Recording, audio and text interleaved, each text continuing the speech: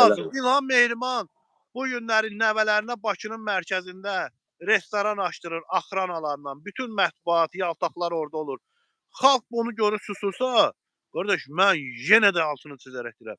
Qorxağa, yaltağa görə mən risk eləmək istəmirəm. Özümə görə çöldə bayırdayam. Deyirəm Bəli, bəli. xiyardır. Gəlin öldürün, öldürə bilsəz, halal xoşunuz olsun. Mən şəhidəm. Vidadi İskəndərli kimi. Allah rəhmət eləsin. Allah Hamı rəhmət dünyamızı eləsin. dəyişəcəyik də, hamımız. Elədir, elədir. Ya kişi kimi Elədir. ölməliyik, ya da qorxaq kimi minib çapırsınız, Bəli. çapacaqsınız da. Ay Ramiz sağ ol. Mehdiyevin 30 ildir Azərbaycanı qayırır, indi osturub indi ayrıblar ki, Ramiz Mehdiyev belə eləyirdi. Ramiz, Elədir. biz deyəndə niyə baxmırdınız? Ay Fuad sağ ol. Ələsgərov eləmir. Bəylər Eyyubov İnsan eləmir. Elşad, günahkar. Zakir Qarolov eləməyibdi. Hayır, Cavid Qurbanov eləmir. Ana hansı birisi hayır. eləmir? Hamısı milyardlar oğruyub da. Kimə pişik Elədir. olacağı gəlirsiniz? Hamısı Düz. da İlhamın prezidentliyi dövründədir. İlham Əliyev də istefa verib rədd olub getməlidir də. Bir Mütləq. çörək oğrusuna 10 il iş verirlər. Bir velosiped oğruyana, bir dükandan telefon oğruyana 8 il, 10 il iş verirlər. Necə olur bu qəhbənin balası Ramiz Mehdiyev evindədir, hə? Amma şou davam edir ətrafında. Qara ekrasını yiyir. Buyur Zəki dayı, bu pet şok haqqında Sağ ol, bizdən sağ ol. yapışır. Allah razı olsun. Həri. Bu pet şok deyə özü ki, öz sifətinə baxanda Mossadda görünürdü. Amma mən burada siz əsas nəyə demək istəyirəm? Bu vəziyyəti gətirən kimdir bu yerə? Bax, bu günkü günəcən 1900, yəni ki, necə deyərlər, 92-ci ildən bu günəcən bu vəziyyəti bu günə gətirən kimdir? Hə?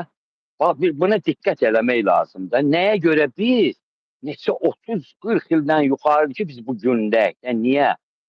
40 ilə gedirdi artıq da biz bu gündə düşməyimizdə. Bunun səbəbkarı kimdir? Çünki o vaxtı bunun səbəbkarı olanlar elə İsa Qəmbərovdur, Etibar Məmmədovdur. Başa düşürsünüzmü? Yəni, Əbülfəz Elçi bəyin ətrafında olanlardır. Əbülfəz Elçi bəyin özü başda olmaqla.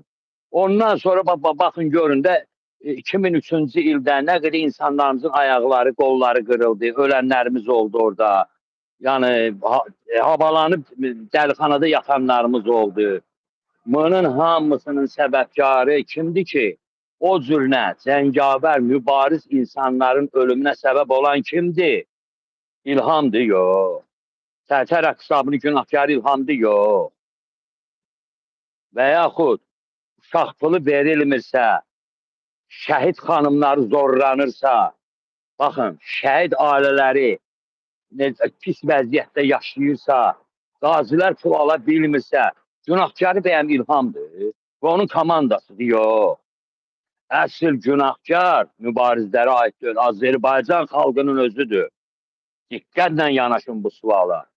Çünki xalq gör nə qədər susmağı üstün tutubsa, əlində telefon götürüb, o üstlərinə polislər hücum eləyəndə onu çəkməklə və YouTube'a qoymaqla məşğuldursa, Azərbaycan bundan da 5 betər günə qalacaq. Çünki o çəkmək əvəzinə hər bir orada 30-40 dənə cavan igid oğlanlar gəlir, əlini atardı cibinə, bıçağı çıxartardı, soxardı o polislərə.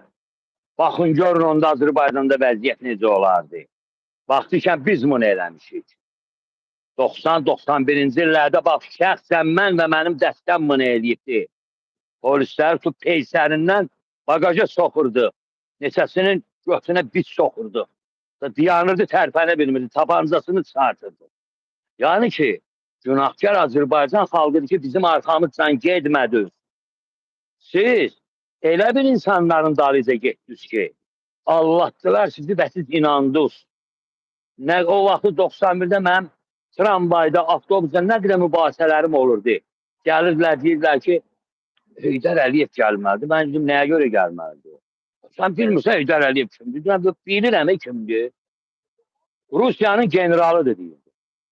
Rusiyanın generalıdır. Hələ döymək də istəyirlər məni. Gökə pəzəvəng adamlar var idi. Tramvayda bakışda olmuşdum. Yəni ki, görün, gedirdik, çağırış edirdik, deyirdik, qoşulmurdular.